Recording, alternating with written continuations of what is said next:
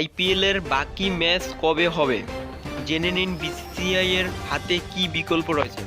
তো আইপিএল প্রেমীদের জন্য একটি সুখবর যে স্থগিত করা অনির্দিষ্টকালের জন্য যে আইপিএল ম্যাচগুলি সেগুলি আবার হওয়ার একটা সম্ভাবনা পড়ে।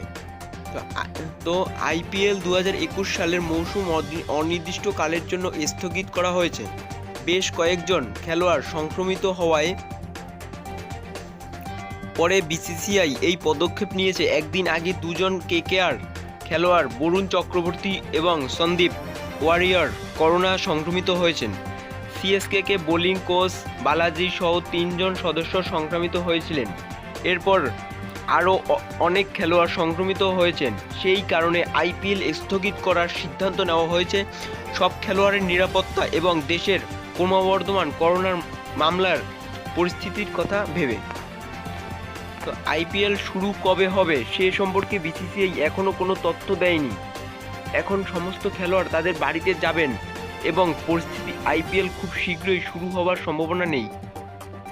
পরের মাসে ইংল্যান্ডের মাটিতে বিশ্ব টেস্ট চ্যাম্পিয়নশিপের ফাইনাল খেলতে হবে টিম ইন্ডিয়াকে। এরপরে আগস্টে দলকে 5 ম্যাচের টেস্ট সিরিজও খেলতে হবে। টেস্ট সিরিজটি আগামী 12 আগস্ট শুরু হতে চলছে। প্রোটোকলের অধীনে খেলোয়াড়দের 14 দিনের জন্য কোয়ারেন্টিন অবস্থা থাকতে হবে। এমন পরিস্থিতিতে টেস্ট সিরিজের আগে আইপিএল আয়োজন করা কঠিন হবে। টেস্ট সিরিজটি আগামী 14 সেপ্টেম্বর শেষ হবে। আইসিসি টি-20 বিশ্বকাপ ভারতে অক্টোবর-নভেম্বর মাসে অনুষ্ঠিত হওয়ার কথা রয়েছে। যদি সেই সময় ভারতে করোনা পরিস্থিতি ঠিক থাকে তবে টুর্নামেন্টের আগে বাকি আইপিএল এর 31টি ম্যাচ করা যেতে পারে।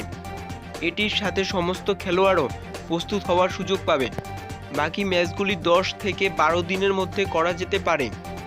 বিশ্বকাপ যদি ভারতের পরিবর্তে সংযুক্ত আরব আমিরাতে অনুষ্ঠিত হয় তবে বাকি ম্যাচগুলো আগের মৌসুমের মতো সংযুক্ত আরব আমিরাতে অনুষ্ঠিত হতে পারে। বিসিসিআই এর সহসভাপতি রাজীব শুক্লা বলেছেন, আমরা বছরের শেষ দিকে আইপিএল ইভেন্টের জন্য কোনো উপযুক্ত সময় পেতে পারি কিনা।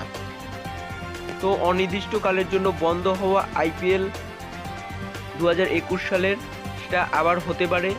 আর আমার পার্সোনালি যে অভিমত, আমার মনে হয় এটি সংযুক্ত আরব আমিরাতেই হবে গেলবারের মতো। তো বন্ধুরা, ভিডিওটি যদি তোমাদের ভালো লাগে অবশ্যই লাইক করো, আর চ্যানেলে যদি প্রথমবার এসে থাকো চ্যানেলটি সাবস্ক্রাইব করে আমাদের সাথে থাকো, আর ভিডিওটি তোমাদের আইপিএল প্রেমী বন্ধুদেরকেও শেয়ার করে জানাও। Thank you.